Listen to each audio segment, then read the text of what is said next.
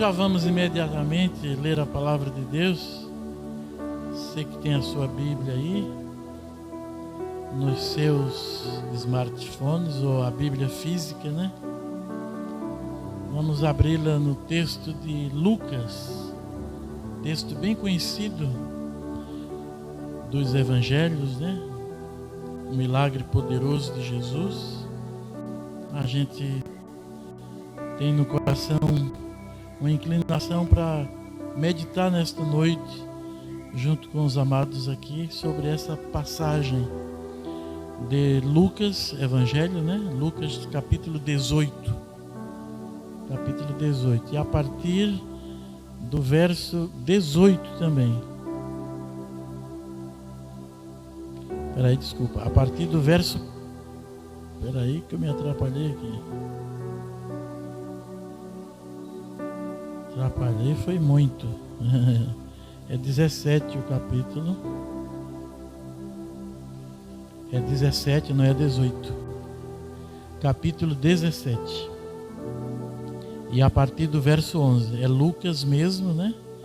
Só que não era o 18, como eu estava falando, é o 17. Capítulo 17. A cura dos 10 leprosos. Lucas 17, verso 11 em diante.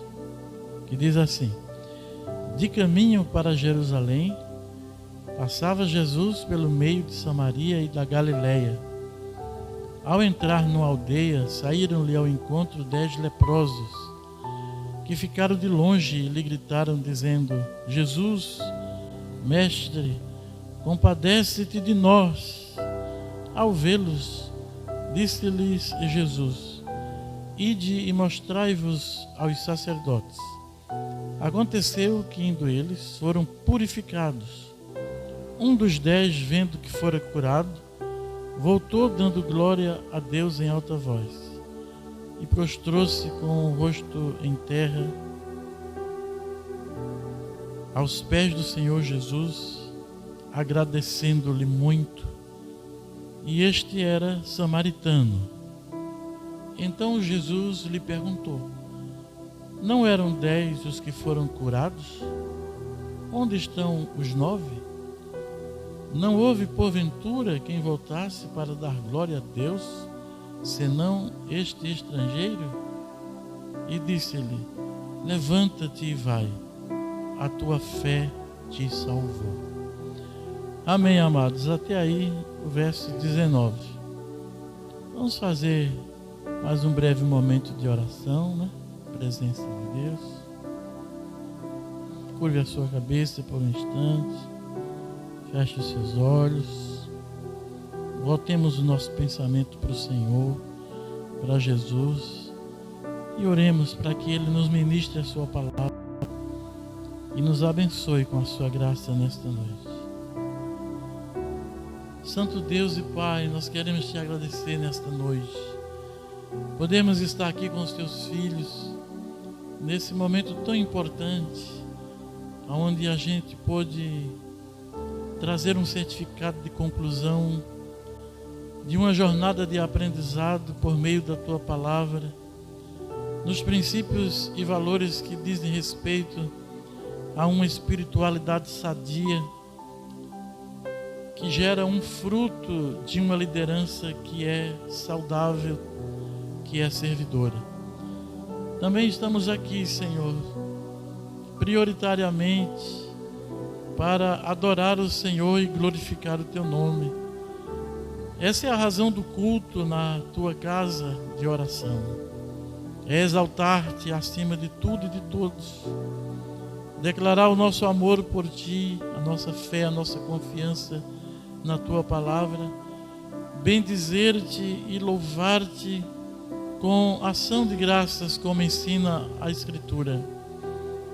E por isso, Senhor, estamos aqui nesta noite reunidos.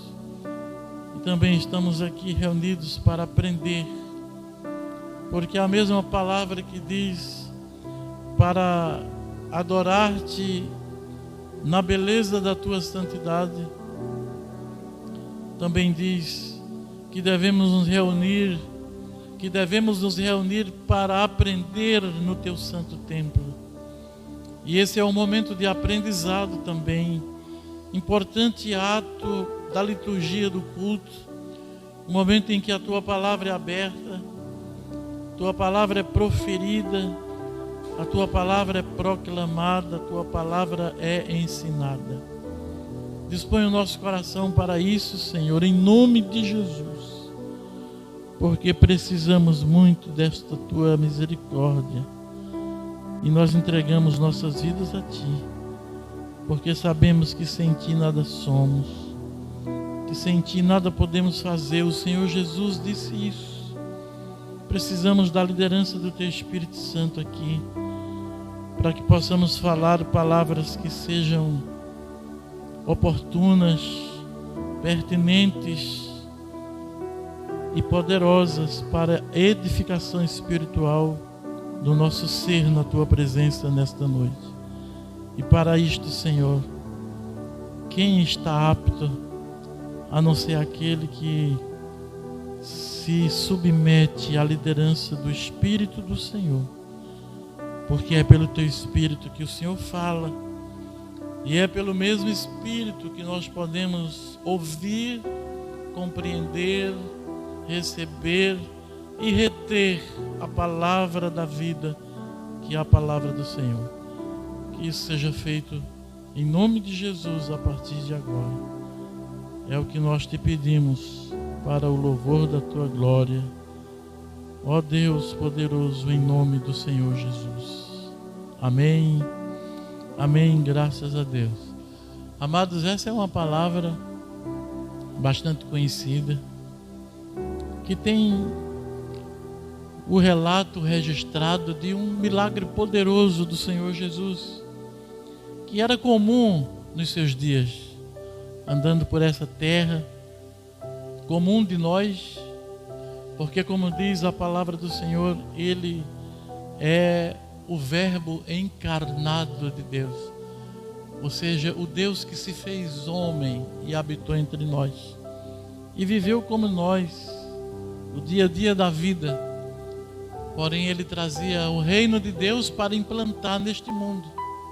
Ele trazia uma nova aliança que seria inaugurada e selada com o derramar do seu próprio sangue inocente e precioso, que nos purifica de todo pecado. E enquanto Ele instalava esse reino na terra, pregava a palavra do Senhor, muitos e poderosos milagres Ele operou. Era comum essa manifestação do poder sobrenatural divino no ministério de Jesus terrenal. E o texto que nós lemos é apenas mais um dos registros dos milagres do Senhor. Ele foi capaz de curar 10 leprosos de uma só vez. Isso foi extraordinário. Porém, os detalhes no entorno do milagre é que nos chama a atenção. Já tem, eu não quero exagerar, mas já tem quase 30 anos que eu estou escrevendo um livro e ainda não acabei. Eu escrevi uns 3 ou 4 e depois não escrevi nunca mais. Mas tenho muitas ideias, né, e coloco nos meus apontamentos, e tem um livro que eu estou desejoso de concluí-lo. E o título provisório é exatamente relacionado a esse tema dessa nossa ministração hoje, que é Cristo no contexto dos milagres. Por que esse título? Porque a temática é exatamente essa. Nós estamos abordando os milagres registrados nos evangelhos feitos pelo Senhor Jesus, e não estamos focando no milagre em si. O nosso olhar, apesar dos milagres serem extraordinários, como este daqui, 10 leprosos curados de uma só vez, doença terrível, que vai carcomendo a pele, que vai mutilando também os membros das pessoas possuidoras desta terrível doença. Um milagre que somente Jesus poderia operar, porque o Senhor devolveu as partes do corpo que estavam faltando a muitos desses leprosos. Não apenas ele limpou a pele, mas ele devolveu extremidades dos membros, que essa doença castiga, principalmente as extremidades, os dedos dos pés, os dedos das mãos. Eu fui missionário há alguns anos na região amazônica. Ali eu iniciei o meu ministério de tempo integral, faz 43 anos. E eu passei alguns anos como missionário, pregando no Amazonas, nos afluentes do rio Amazonas. E lá é um lugar onde essa doença ela é muito comum. E havia os leprosários, onde a gente visitava. Eu vi de perto o horror dessa doença.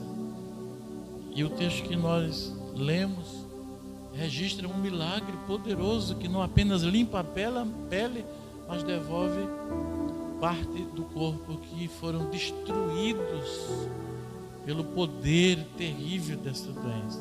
É um milagre extraordinário. Mas esse olhar que o Espírito Santo, por sua misericórdia, me despertou para ver nos textos, não enfatiza os milagres em si, mas todo o aprendizado que está revelado ali no entorno dos milagres. E nesse texto eu quero fazer esse exercício de tantos anos, quando eu me disponho a ir construindo esse livro, e cada dia mais a gente vai acrescentando um pouquinho. Tem sido um processo lento, eu não sei porquê, porque geralmente eu escrevo rápido, mas Deus sabe todas as coisas, né? E a gente vai exercendo esse olhar. E hoje eu queria convidá-los para que junto comigo a gente esteja, pelo menos por conta desse direcionamento, não observando o milagre em si, mas vendo o que está por trás do milagre, o que está no entorno dos milagres, o que está nos detalhes dos milagres de Jesus. E esse fenômeno está aqui, patente. E a primeira lição que a gente pode perceber aqui é que houve um milagre poderoso, mas para que houvesse esse milagre poderoso, algumas coisas foram necessárias para que aqueles leprosos fizessem, que caso eles não tivessem feito, dificilmente um milagre teria ocorrido. E eu me refiro no primeiro momento à fé pura e simples daqueles leprosos, que ouvindo falar de Jesus, descobriram o lugar onde ele se encontrava e foram em direção a ele. E chegando a uma distância prudente, porque havia uma lei que proibia os portadores desse tipo de doença de se aproximarem dos sãos. Havia uma lei que proibia. Eles eram proibidos de viver em sociedade. Eram proibidos de se aproximarem. Por isso que no relato, se você leu prestando atenção, você viu que eles pararam a uma distância prudente. O texto diz que ao longe eles clamaram a Jesus. Na narrativa e na gramática do português, pelo menos, foi colocado de maneira muito precisa, porque há uma exclamação após o clamor daqueles leprosos, indicando que houve um grito, houve uma ênfase na entonação de voz por conta da distância. Eles clamaram por misericórdia. O texto, verso 13, diz que ficaram de longe por aquela proibição, pela própria lei dos judeus que impedia. Então o texto diz: ficaram de longe, obedecendo a lei, e gritaram dizendo: Jesus, mestre, compadece-te de nós. Porque tem a referência de um grito e tem o sinal gramatical que indica uma ênfase para que Jesus pudesse ouvir. Eles gritam: Jesus, mestre, compadece-te de nós. Foi preciso fé para eles ousarem ir ao encontro do Senhor Jesus, mesmo proibido por lei de saírem. Eles tinham cidades de refúgios, eles tinham lugares, antros da terra, cavernas, aonde eles se refugiavam. Foi preciso uma fé para movê-los e levá-los em direção ao Senhor. E ali eles gritaram. Foi preciso fé, e Jesus olha para a fé. Tem um texto de um outro milagre que eu também costumo me reportar a ele, que é em Marcos 2, quando Jesus está em Cafarnaum e chega aqueles 4 amigos trazendo um paralítico numa cama, e eles não podendo entrar por causa da multidão que até entre as portas impedia a passagem, descobriram no telhado o ponto correspondente onde Jesus estava, abriram um buraco, baixaram o telhado, e o texto diz que Jesus estava no interior da casa dele, a casa que ele habitava, que era o seu repouso, era a sua base de missões em Cafarnaum. O texto lá de Marcos diz que soube-se que ele estava em casa, indicando que ali ele estava na casa dele, nos aposentos dele, no lugar de refúgio e de descanso dele, depois das incursões que ele fazia por toda a Palestina. E a multidão foi ao seu encontro, porque a essa altura a fama de Jesus se tornava muito grande.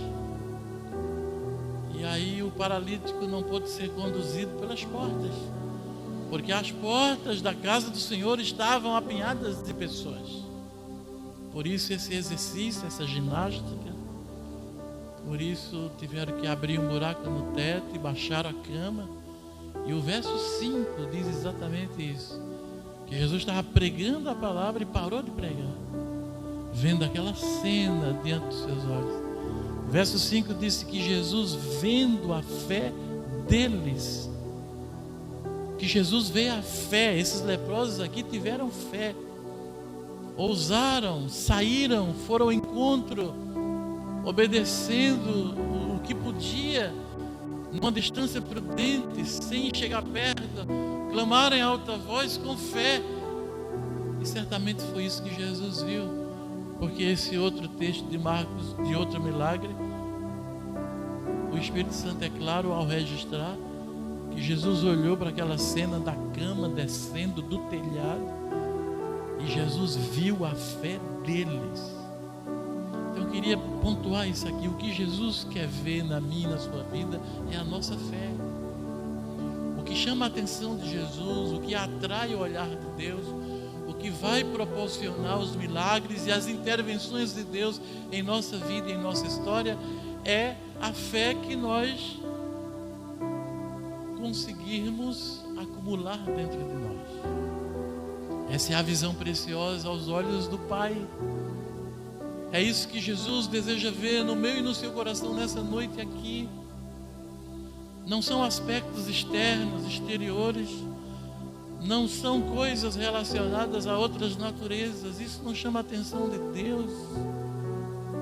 O que realmente Deus quer ver num momento como esse aqui, na presença de Deus como estamos, viemos adorá-lo, viemos cultuá-lo. O que Deus espera ver no meu coração, no seu coração, no nosso coração, é essa fé, porque é isso que Jesus busca e é isso que temos que apresentar para Ele. E o texto diz que Jesus, vendo a fé deles, no plural deles, dizendo que não era só do paralítico, era dos amigos que vieram trazendo o paralítico também, dos amigos que trabalharam, que se esforçaram, que abriram um buraco no telhado, que foram na casa do paralítico que não podia andar, que o trouxeram carregado, que o levaram à presença de Jesus. Todos eles tiveram fé, e Jesus vê a fé de todos que estavam implicados ali naquele episódio. Não só a fé do paralítico, que creu para poder receber o milagre, mas a fé de quem se esforçou por ele, a fé de quem trabalhou por ele, a fé de quem ajudou a ele chegar até aquele momento. Isso mostra também que podemos exercer fé a nosso favor e a favor dos outros. Podemos exercer a nossa fé em Deus a favor de quem nós amamos, a favor de quem nós queremos ver ajudados pelo Senhor. E isso é um estímulo, essa palavra, para que a gente continue orando e crendo a favor das pessoas que nós queremos que Deus abençoe. Continue orando pelo seu vizinho, continue orando pelo seu filho, continue orando pelo seu cônjuge, pelo seu pai, pela sua mãe, continue orando pelos seus familiares, orando por quem você estima, ama, admira, respeita, quer bem. Continue orando com fé, porque Deus pode utilizar a sua fé a favor de outros. Está no texto da palavra. Está em Marcos 2, versículo 5, Jesus olhando para o paralítico e o Espírito Santo dizendo que, vendo a fé deles, disse ao paralítico: filho, perdoados estão os teus pecados.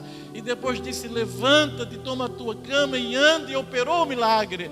Porque Jesus viu aquilo que ele quer ver, fé. Porque a fé, ela precede o milagre. No nosso texto foi mais do que fé. No nosso texto foi uma fé que gerou uma obediência.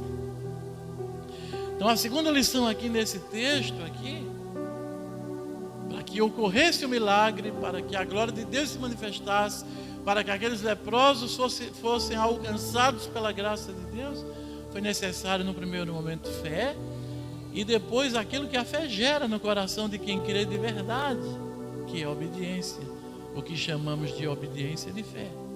Por quê? Porque Jesus respondeu ao grito deles, ao clamor deles, ao pedido deles.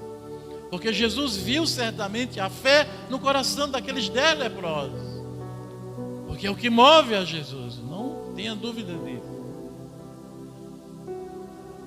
E Jesus então respondeu, e você pode entender que também Jesus gritou, porque havia uma distância.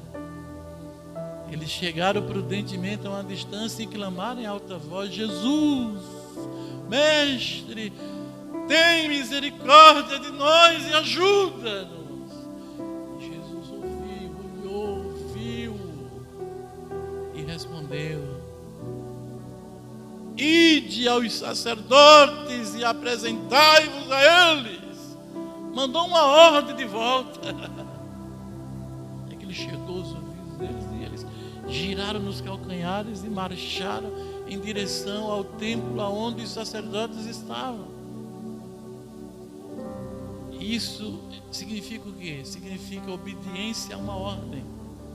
A mesma fé que nos faz clamar a Jesus, a mesma fé que nos faz orar a Jesus, é a mesma que vai gerar em nós uma obediência compatível a ela, da natureza dela, concernente a ela, atrelada a ela, a obediência de fé. Sem isso não haverá milagres.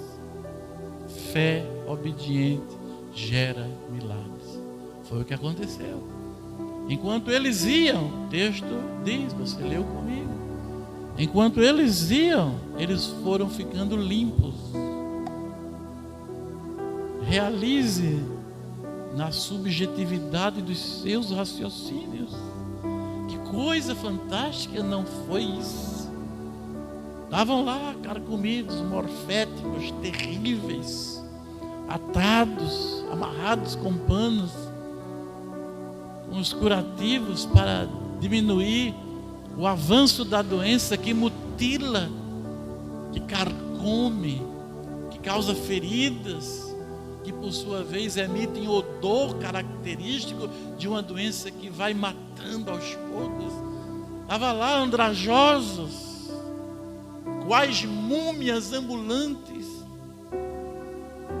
e de repente extremidades dos dedos foram aparecendo, extremidades dos dedos que já tinham sido destruídos. De repente a pele foi ficando limpa. Não sei se foi de repente, não sei se foi passo a passo, não sei se foi um processo diferente disso que a gente imagina. Eu só sei que houve um milagre. E quando houve um milagre, aconteceu outro detalhe que você pode ver no entorno do milagre. Você aprende com os detalhes no entorno dos milagres. Você aprende lições para a vida, lições preciosas e profundas. Porque quando eles foram limpos, um deles e apenas um deles, não cabe em si de contentamento, é tomado pela euforia do céu. O texto é claro E diz que um dos 10, vendo que fora curado, está no verso 15, imediatamente parou na sua caminhada e voltou para o ponto de partida, à procura de Jesus. O texto diz que ele voltou dando glória a Deus em alta voz. Significa que ele foi tomado pela euforia do céu, quando ele viu o milagre, quando ele viu que estava limpo, quando ele viu o poder de Deus, porque ele creu em Jesus e obedeceu a ordem de Jesus, e estava indo em obediência à ordem de Jesus, entendeu que para receber o milagre precisava obedecer a Deus, e porque ele tinha obedecido, ele já tinha recebido, ele intuiu pelo Espírito Santo que não era mais necessário fazer nada, mas voltar para aquele que é a fonte de tudo, para aquele que veio para cumprir toda a lei. Quando Jesus decide apresentar-vos no templo, Jesus estava se referindo a uma lei que havia no cerimonial de quem conseguia se curar da lepra. Havia um mandamento da lei que demandava uma oferta, uma apresentação no templo e uma entrevista com o sacerdote, uma oferta dedicada a ele por conta da sua limpeza e purificação. Eram elementos da lei, ordenanças da lei. Ele intuiu pelo Espírito, foi extraordinário o que aconteceu aqui. Pelo Espírito, tomado daquela euforia, ele entendeu que o verdadeiro templo não era aquele para onde Jesus tinha mandado, e que o próprio Jesus era o templo de Deus, como Jesus em algumas ocasiões se referiu. Quando ele estava diante do templo, para o qual ele havia mandado os leprosos, num determinado dia, os discípulos disseram: vede, mestres, com grandes pedras, que construção magnífica. E Jesus disse: vede isso aí tudo, em verdade vos digo que não ficará pedra sobre pedra que não seja derribada. Profetizou. 70 anos depois, Marechal Tito vem de Roma com o exército, sitia Jerusalém, depois invade Jerusalém, conquista Jerusalém e destrói aquele templo. Jesus profetizou ali diante dos discípulos.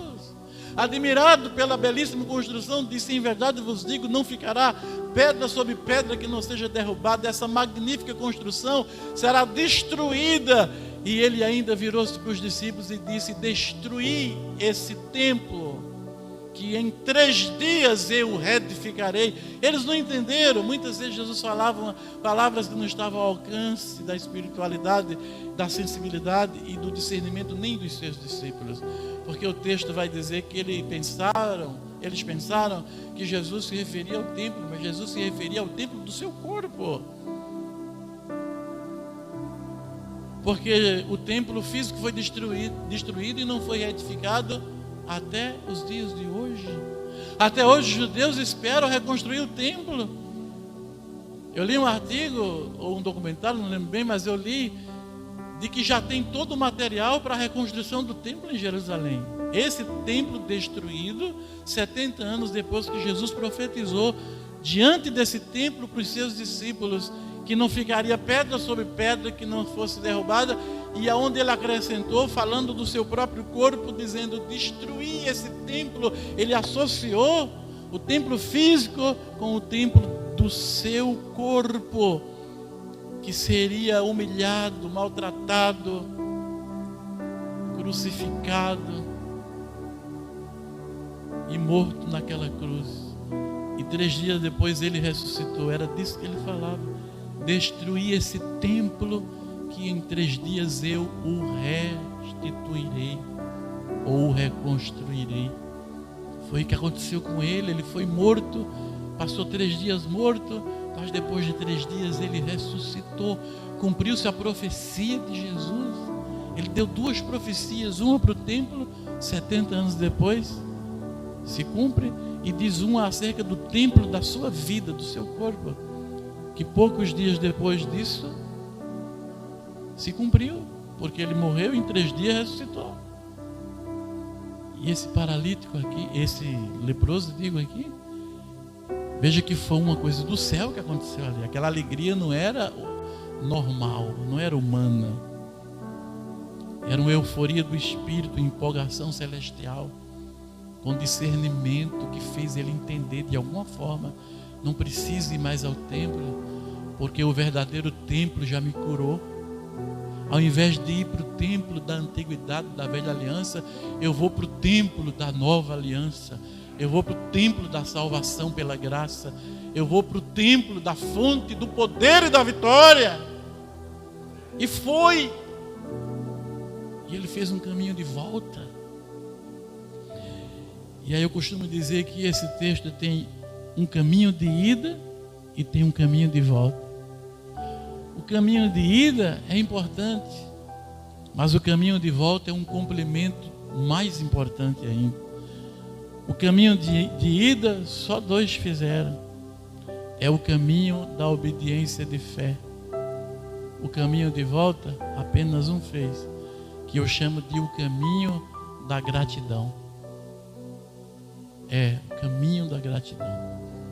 Só um fez.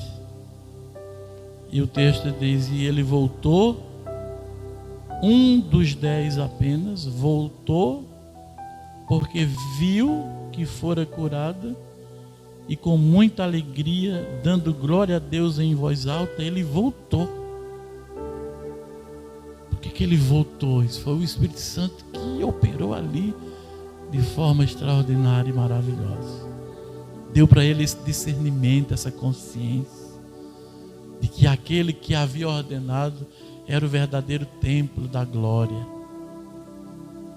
e que todos deveriam se render a ele e não mais prestar adoração a pedra, a colunas, a rituais, a cerimoniais de uma lei que já estava passando, que ninguém havia cumprido, e apenas Jesus foi o único homem que cumpriu, para poder anulá-la no sentido do ritualismo e do cerimonialismo, deixando apenas o aspecto espiritual da lei vigente até os dias de hoje. Mas no que diz respeito ao ritualismo e cerimonialismo, não existe mais, porque Jesus cumpriu toda a lei e Jesus cancelou todo aquele efeito e instalou uma nova aliança. Por isso que nós temos o Novo Testamento. E Paulo, ensinando sobre isso, diz: quando fala nova, é porque a primeira envelheceu e morreu, caducou, não tem mais vigência, porque agora há uma nova lei. Aquele paralítico entendeu isso. Só pelo Espírito Santo que se entende uma coisa dessa, naquele tempo e naquela oportunidade, quando não havia nada ainda, Jesus nem havia morrido ainda, só tinha profetizado acerca disso. Então veja que foi algo, para mim, foi mais espetacular do que um milagre. Essa intuição do Espírito, esse discernimento que se antecipa os acontecimentos. As pessoas, por fé e por gratidão, são capazes de se antecipar aos tempos. Sabe onde eu vejo isso? Na mulher que ungiu os pés de Jesus, quebrando o vaso de alabastra, ungindo o seu corpo para a sepultura, que ninguém entendeu. As coisas grandiosas, que quem faz o caminho de ida e o caminho de volta entende e também opera, a maioria não entende, porque são coisas que pertencem a outra dimensão, a outro patamar. Porque condenar a mulher que quebrou o vaso de alabastro com um perfume precioso, caríssimo, e ungiu os pés de Jesus, disseram que foi um desperdício. Toda essa fortuna jogada no chão poderia se vender, arrecadar muito dinheiro, dar-se aos pobres, fariam obra social extraordinária, e murmuravam contra ela. Jesus, percebendo, os repreendeu e disse: deixai-a em paz, ela fez boa ação para comigo, e em verdade vos digo que ela antecipou-se a ungir o meu corpo para a sepultura, e em verdade vos digo que aonde for pregado este evangelho, também será pregado o que ela fez para a sua memória. É como se ele dissesse: ela fez algo que antecipa os tempos, ela fez algo que vocês estão distantes de saber, só eu estou entendendo o que ela está fazendo. Foi o mesmo que esse só quero dizer paralítico, né? Que esse leproso fez. Foi o mesmo. Se antecipou. Entendeu que o verdadeiro templo era outro. que aquilo que lhe aconteceu não tinha nada a ver com o antigo templo e com a antiga aliança, com o antigo cerimonial, com o antigo ritual. Aquilo que lhe aconteceu, o milagre maravilhoso, tinha tudo a ver com o templo verdadeiro que era Jesus. Então, para ele eu volto, para ele eu vou. E vai em direção a ele e se prostra diante dele. No verso seguinte, que é o 16, e prostrou-se com o rosto em terra aos pés de Jesus, agradecendo-lhe muito. O nome disso é gratidão, que dá título ao segundo caminho, que é o caminho de volta. Então, meus amados, eu quero dizer que muitos até fazem o primeiro caminho, mas não são todos que fazem o primeiro caminho que fazem o caminho de volta. Porque a gratidão requer uma manifestação superior de um caráter humilde, de um caráter tocado pela presença do Espírito Santo. Ao mesmo tempo que gratidão é preciosa, porque Jesus se preocupa com os 9 que não voltaram para agradecer. Veja, não é uma interpretação que eu estou dando, eu estou apenas repetindo o que Jesus disse. Jesus, quando viu o único dos 10 prostrado aos seus pés, lhe agradecendo, Jesus faz 3 perguntas incisivas, pertinentes e importantes. Veja que isso incomodou Jesus e preocupa Jesus. Não vê gratidão no coração daqueles que fizeram o caminho de ida e foram alcançados pela graça e não tiveram nessa graça a capacidade de retornarem, fazer o caminho de volta, que é o caminho da gratidão, porque Deus espera isso.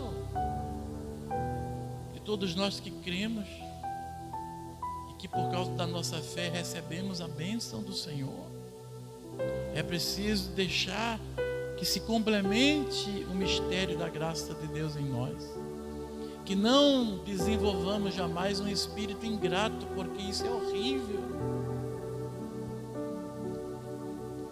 Alguém um dia escrevendo uma coisa que me edificou muito, disse assim: a ingratidão, ela é tão horrível, que muitas vezes nós somos agredidos por mãos que outrora nós refrigeramos, nós abençoamos, nós enchemos e nós curamos. A ingratidão no coração do ser humano é tão feia, ela é tão horrenda, porque a ingratidão é capaz de fazer com que mãos que nós ajudamos, que nós firmamos, que nós levantamos, que nós enchemos de bênçãos, elas no futuro se levantem crispadas contra nós, para nos esmurrar e nos esbofetear. Coisa feia a ingratidão, coisa linda e maravilhosa é a gratidão do coração, consterna as pessoas. Quando você é grato, você consterna. Quando você é grato, você abençoa. Quando você é grato, você glorifica a Deus. Quando você é grato, você exalta o Senhor. Quando você é grato, você agrada o coração de Jesus. Jesus viu aquilo, se agradou muito. E Jesus perguntou: não foram 10 os curados? Perguntou uma segunda vez: aonde estão os 9 que não vieram dar glória a Deus? Perguntou uma terceira vez: não houve ninguém, além desse estrangeiro, que fosse capaz de ser grato pela bênção que acometeu a vida deles, pela minha graça e pela minha misericórdia? Veja como isso preocupa o coração de Deus, o fato de não sermos agradecidos. E feitas essas perguntas, que obviamente ficou sem resposta, Jesus se dirige a ele, fechando o texto que nós lemos, e fala diretamente a ele. O texto não diz, mas provavelmente era do feitio de Jesus, porque ele fez isso outras vezes. Provavelmente depois de falar-lhe, Jesus o ajudou a se levantar e o enviou para os seus, para ele contar para os outros quão grandes coisas Deus fizera. Quantas e quantas vezes em outros lugares Jesus fez isso. Mas Jesus fala com ele, e Jesus disse: a tua fé te salvou. Então Jesus disse-lhe: levanta-te. Provavelmente, como eu disse ainda há pouco, o ajudando a levantar-se, disse: vai, a tua fé te salvou. Aqueles 9 não ouviram essa palavra. Entende o valor do segundo caminho? Ouviremos do Senhor Jesus coisas que Ele só diz para quem volta. Ele não diz para quem não volta. Ele não diz para quem creu e obedeceu, mas não voltou para dar glória a Deus. Ele não diz o que Ele diz para esse único que voltou. É forte, né, pastor? É forte, sim, porque quando a gente é capaz de desenvolver gratidão, é porque o nosso caráter melhorou por conta do investimento de Deus na nossa vida, do milagre que nos alcançou, nos tornou melhores pessoas. É triste quando as bênçãos de Deus não nos melhoram. E aí nós, como pastor, deve ser um homem experiente. Eu tenho mais de 47 anos de igreja. Quantas vezes eu vejo na igreja esse horror da ingratidão? As pessoas recebendo, e ao invés de desenvolver a segunda caminhada, o segundo valor, e ouvir as palavras que Jesus só dá para quem evolui, por conta do investimento de Deus na vida deles, ao invés disso, eles são aqueles causadores das arruaças na igreja, das divisões na igreja, das desordens na igreja, das desonras na igreja, dos problemas na igreja. É triste. É triste quando a bênção de Deus não nos melhora, quando a graça de Deus não nos torna as pessoas melhores do que nós temos sido, porque o que Deus espera, veja que incomodou Jesus. Jesus olhou para ele.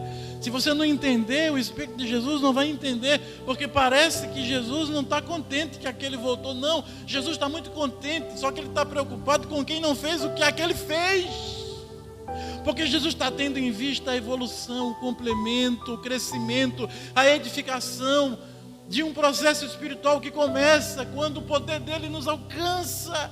E o poder de Deus não é apenas um poder estático, fixo, que tem prazo de validade curto, que é só para resolver o nosso problema ou operar o milagre. Não, o poder de Deus é para se instalar na nossa vida para sempre. E a partir desse poder, dessa cura, desse milagre, dessa solução de problema, dessa melhora de vida, dessa transformação de história, continuar na presença de Deus ainda, dando fruto, mais fruto, muito fruto para a glória de Deus. Porque não é essa a intenção do Senhor? Quando Ele diz: não fostes vós que escolhestes a mim, eu mesmo vos escolhi a vós, e vos escolhi e vos nomeei para que vades e deis muito fruto, e o vosso fruto permaneça. É a intenção clara de Jesus, que os seus investimentos nos melhorem,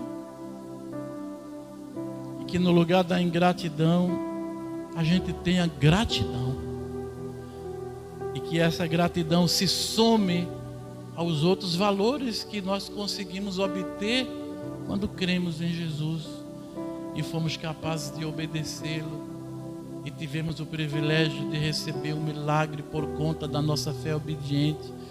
Mas não ficamos por ali, não paralisou ali. Nós desenvolvemos outros valores e nós voltamos para Jesus para prostrar-nos aos seus pés e dar muita glória a Ele, dizendo: obrigado, Senhor, obrigado, Senhor. Gratidão para com Deus, gratidão para com as pessoas, gratidão para com os nossos pais que nos ajudaram desde pequenino. Muita desonra e ingratidão para com os pais nesse tempo que vivemos. Gratidão para quem nos estendeu a mão, para quem nos auxiliou, para quem orou e jejuou por nós, para quem nos segurou na mão e nos ajudou na caminhada. Gratidão por essas pessoas. Não é só gratidão para com Deus, é gratidão para a vida, é gratidão para com todos, é gratidão para todo o bem que nos acometeu, para todo o benefício de pessoas que nos alcançaram, que estenderam suas mãos.